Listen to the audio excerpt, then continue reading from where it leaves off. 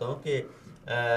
جو یہ کاروباری اشخاص جو ہیں ان کو پاکستان میں اس وقت جو سامنے یہ ہے کہ انہوں نے دولت بہت کمائی ہوئی ہے پاکستان سے، ٹیکس میں شو نہیں کی ہوئی ہے، اب وہ کیونکہ سارا کچھ کھل کے آ گیا ہے، دوسرے ممالک بھی شیئر کر رہے ہیں آپ کی معلومات، تو اس حوالے سے انہیں اپنی دولت، کیونکہ یہ بھی ایک بہت بڑا جرم ہے، آپ نے پیسہ کمایا، ٹیکس تو دینا پڑتا تھا، اور انہوں نے ٹیکس بچانے کے لیے وہ پیسہ چھپاتے ہیں۔ لیکن ان کے کردار کے حوالے سے میں آپ کو ایک چھوٹی سی مثال یہ دوں کہ گزشتہ دنوں میری ملاقات ہوئی علیم خان سے مدینہ المنورہ میں،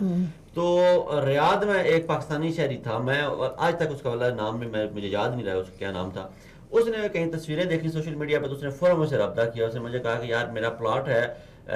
حلیم خان صاحب کی سوسائٹی، مجھے اس کا نام بھی نہیں یاد، لاہور میں کوئی سوسائٹی ہے، تو اس میں میرا پلاٹ ہے اور میں نے پلاٹ وہ لیا 3 سال سے،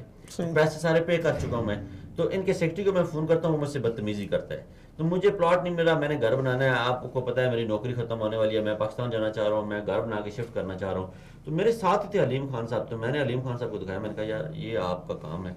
آپ یہاں پہ حرم میں آئے ہوئے ہیں، سجدے دے رہے ہیں، رات الجنہ میں عبادت کر رہے ہیں، تو یہ کیا چکر ہے، لوگ آپ سے اگر ایک بندہ خوش نہیں ہے تو پھر تو کوئی، نے کہا یار اس بندے نے لکھا تھا کہ میں نے متعدد بار ان کے سیکرٹری کو کال کی، اس کا نام بھی لکھا ہوا تھا مجھے یاد نہیں رہا، تو وہ مجھے جھڑک دیتا آگے سے، وہیں کھڑے کھڑے اس بندے نے موبائل نکالا، اپنے سیکرٹری کو فون کیا، اس نے کہا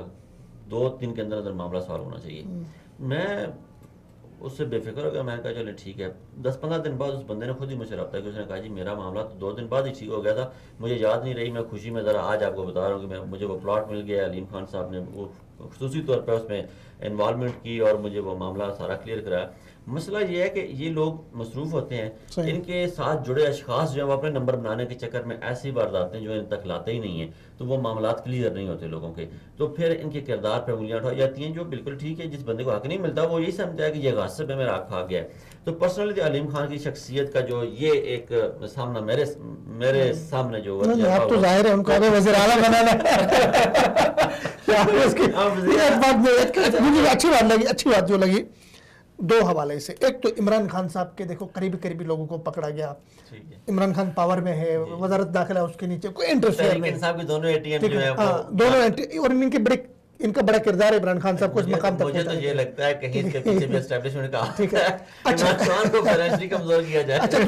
دوسری خوشائند بات یہ کہ تحریک انصاف کے جو ورکر تھے انہوں نے اس کو سراہا، جی نے پکڑا ہے، یہ ہمارا کوئی رشتہ دار نہیں ہے، اگر اس کے وہ صاحب کو ورکر نے تو ایسے خوشیاں منائی، لٹیاں ڈالی ہیں جیسے کوئی اپوزیشن کا یہ تبدیلی پچھلے 6 مہینے سے تانوں پہ تانے کھا رہے تھے بیچاروں کے، کوئی تھوڑا سا ملی ہے۔ شہباز اس کا کیا نام تھا، حمزہ شہباز نے تو یہ کہا تھا کہ میں صاحب کو اس دن مانوں گا جس دن علیم خان کو پکڑو گے، مانو بھائی،